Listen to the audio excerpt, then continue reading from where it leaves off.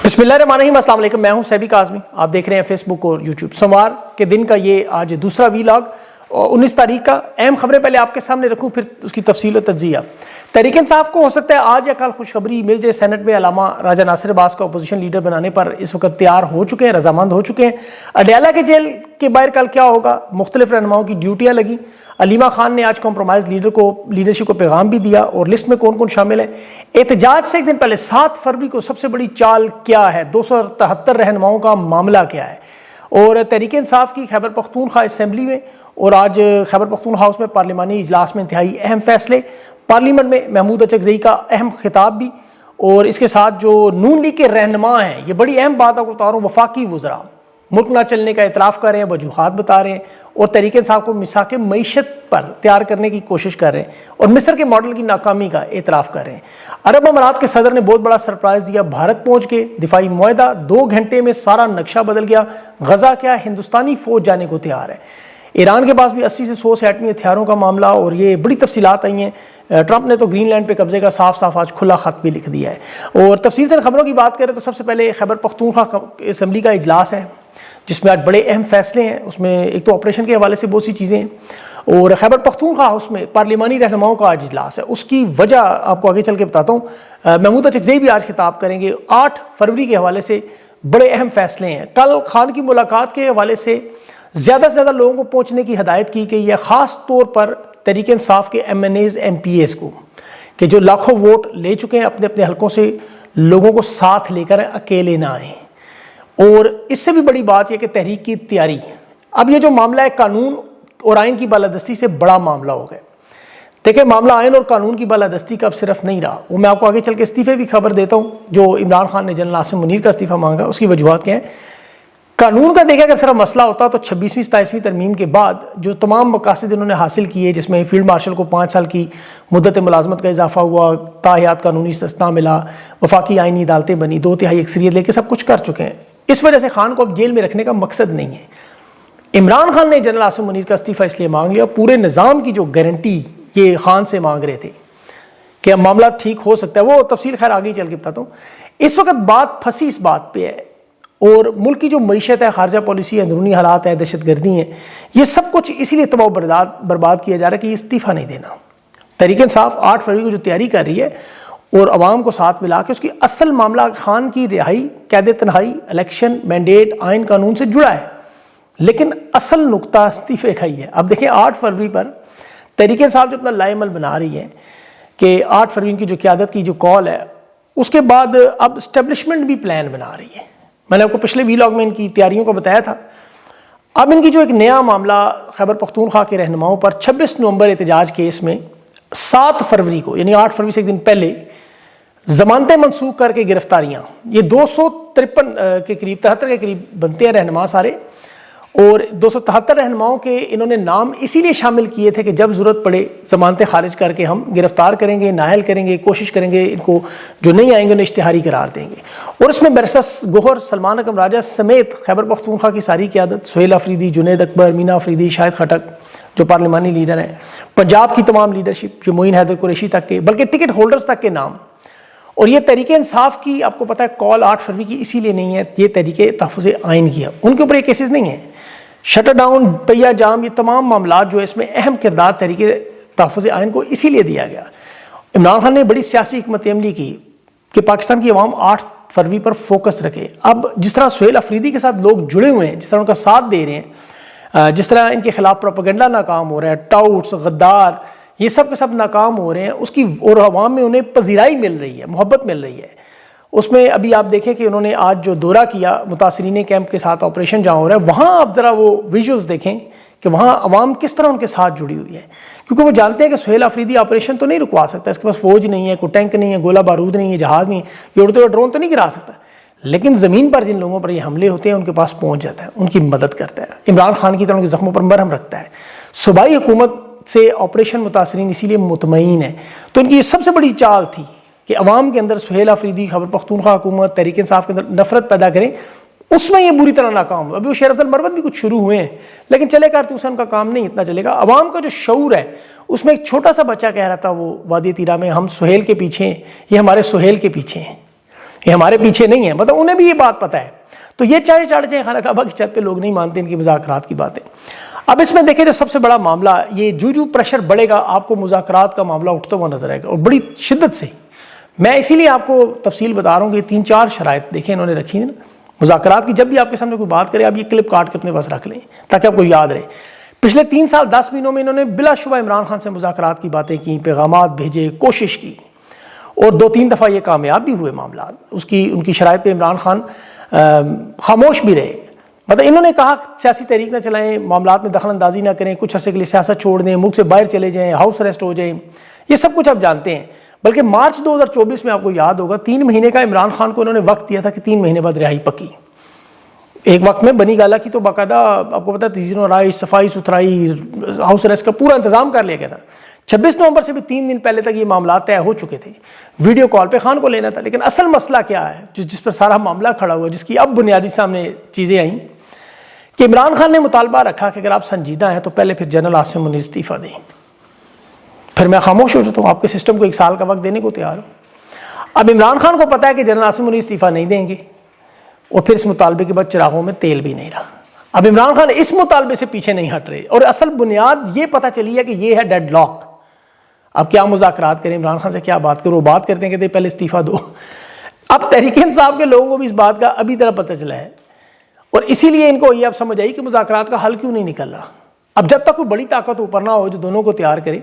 اور انٹرنیشنل سطح پہ تو دیکھیں جنرل عاصم منیر سے استعفیٰ اسی طرح مشرف کی طرح لینے والا معاملہ جو موجودہ حالات میں سب جانتے ہیں اس وقت تک بہتری نہیں آ سکتی، یا پھر پاکستان کی عوام جنرل ایوب خان کی طرح استعفیٰ لے، تو یہ استعفیٰ دینے پہ تیار نہیں ہے. اب انٹرنیشنل سطح پہ آپ دیکھیں کہ ان کے اپنے صحافی، جو ان کے اپنے عسکری صحافی ہیں، ان کے اپنے اسٹیبلشمنٹ کے قریبی صحافی ہیں، وہ کہہ رہے ہیں کہ فیلڈ مارشل ڈونلڈ ٹرمپ کے ہاتھوں بہت بڑی مصیبت کا شکار ہونے والے ہیں.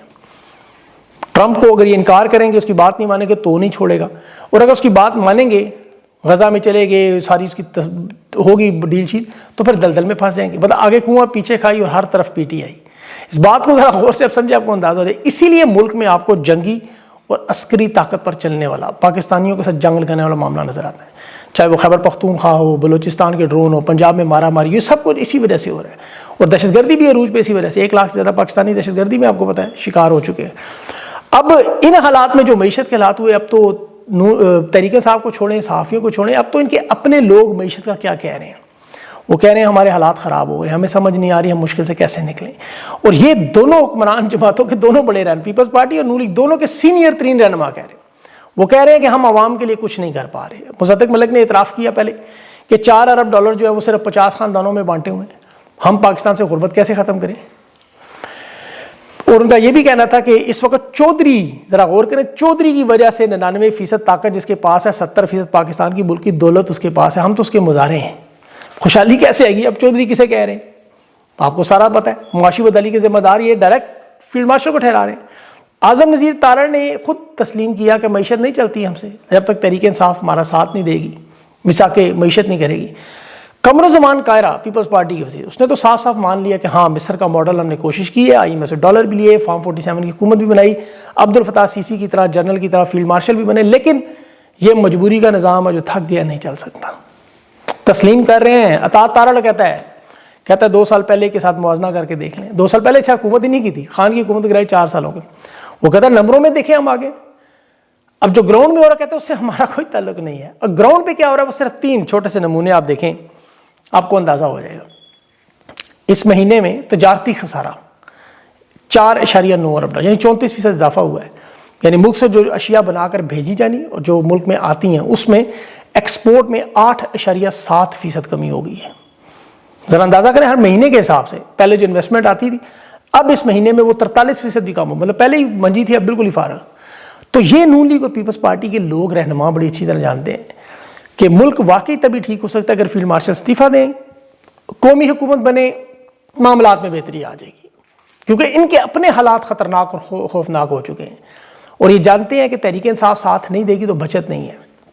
اور یہ اپنی قیادت سے بڑے سخت ناراض ہیں. میری خود 2 لوگوں سے بات ہوئی نون لیگ کے، انہوں نے مریم نواز کے بیٹے کی شادی پہ تبصرہ کیا کہ جس طرح یار کروڑوں روپے لٹائے ہیں اس میں ابھی ہمیں عوام کی نفرت کا سامنا کرنا پڑ رہا ہے.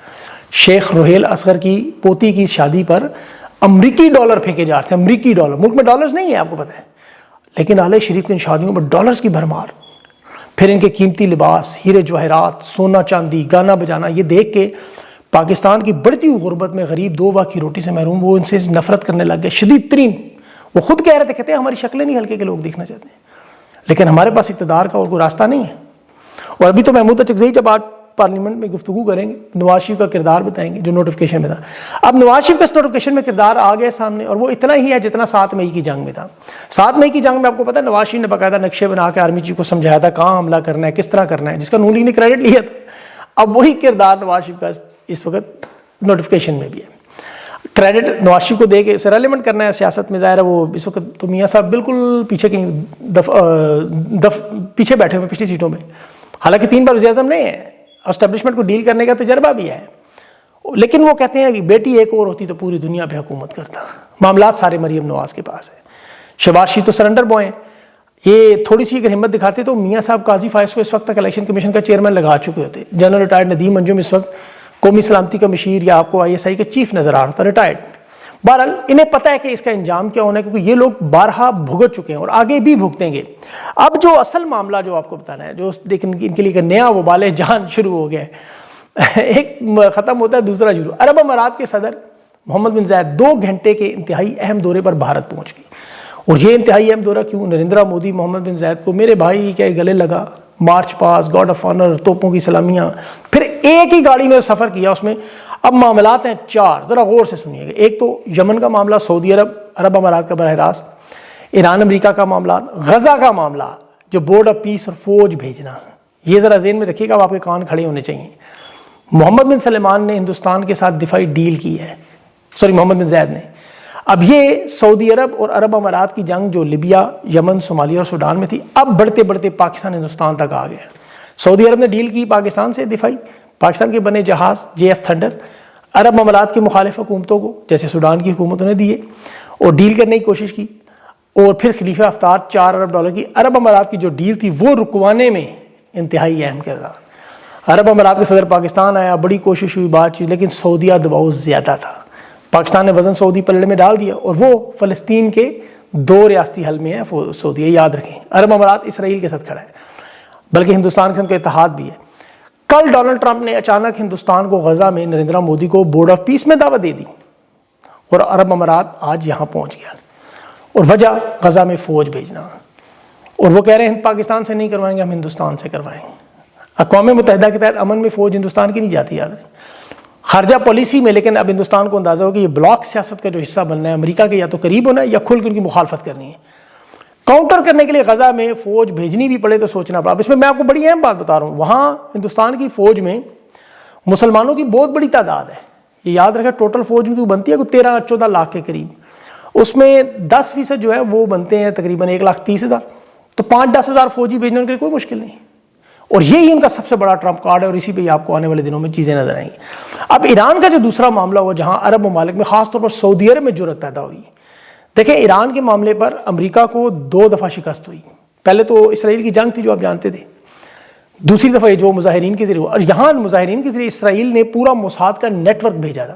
مائک پومپیو نے جو 1 جنوری کو ٹویٹ کی تھی کہ موساد کے ایجنٹ جاسوسی کا نیٹ ورک ایران میں ہم پھیلا چکے ہیں، اور اس پورے نیٹ ورک میں آپ کو پتہ ہے ان کے پہلے سائنسدان تھے، ایرانی جرنیل تھے، چیف آف سٹاف تک تھے، وہ سارے اس جنگ میں کام آئے۔ اب سپریم لیڈر پر بھی انہوں نے قاتلانہ حملے کرنے تھے، صدر کو بھی ہلاک کرنے کی کوشش تھی، لیکن وہ سارے گرفتار ہوئے۔ وہ تصاویر سامنے آئی جس پہ ٹرمپ نے کہا 800 لوگ اگر پھانسی دے تو حملہ کریں گے۔ اب وہ پورا نیٹ ورک انہوں نے ایران نے تباہ کیا، بلکہ ہیکرز کی مدد سے اسرائیل کے ڈمونا میں جو ریئیکٹر ہے اس کی تصویریں بھی جاری کر دیں، اور ساتھ یہ پیغام دیا کہ ہم میزائل ٹیکنالوجی میں ایک طرف انٹر کانٹیننٹل بیلسٹک امریکہ تک پہنچانے والا 3000 میزائل، اور جو ابھی سب سے بڑا اہم معاملہ انہوں نے بتایا کہ 400 کلو یعنی 60% یورینیم افسودہ حالت میں ان کے پاس تیار ہے، جس سے 80 سے 140 ہتھیار بنا سکتے ہیں 24 گھنٹے کے نوٹس پر۔ اور پھر ان کی جو قائم 100 خلائی گاڑی جس کے اندر انٹر کانٹیننٹل میزائل آپ کو پتہ لانچ کیے جاتے ہیں۔ اب ایران میں رجیم چینج اسی لیے نہیں ہو سکی، اور یہ ایٹمی ہتھیار ابھی تک انہوں نے اجازت نہیں ہونے، وہ اسے حرام سمجھتے ہیں، لیکن مجبوری میں بنائیں گے۔ پھر چین سے جو ان کے معاہدے ہوئے فضائیہ، روس کے ساتھ S-400 کے، تو اس سے اندازہ ہو گیا عرب دنیا کو کہ یہ اگر 58 سال میں اسرائیل نے ہمارے اوپر ایک خوف اور دہشت طاری کی ہوئی ہے، تو ہم بھی کھل کے اس طرح بات کرتے ہیں. عرب امارات تو چلے پراکسی ہے ان کی, لیکن سعودی عرب, قطر, بحرین, یہ باقی سارے ممالک اسرائیل سے خوف زدہ تھے. اب ان کا خوف دور ہوا ہے اور اب وہ کھل کے سامنے آ رہے ہیں.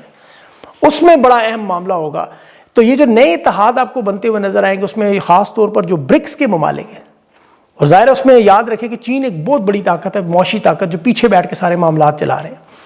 اور اب تو یہ خبر بھی آ رہی ہے کہ افغانستان بگرام ایئرپورٹ جو ہے وہ ڈونلڈ ٹرمپ کی سب سے بڑی خواہش, وہ چین کو دینے کے لیے بھی تیار ہے.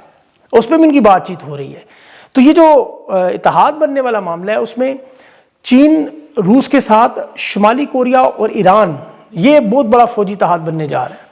ظاہر ہے چین کو تائیوان میں, جنوبی کوریا اور جاپان کس لیے جو مسائل ہیں وہ ٹیکل کرنے ہیں, شمالی کوریا کی ضرورت ہے, یہاں چین کو افغانستان, ایران کی ضرورت ہے, اور ہندوستان کو کاؤنٹر کرنے کے لیے پاکستان.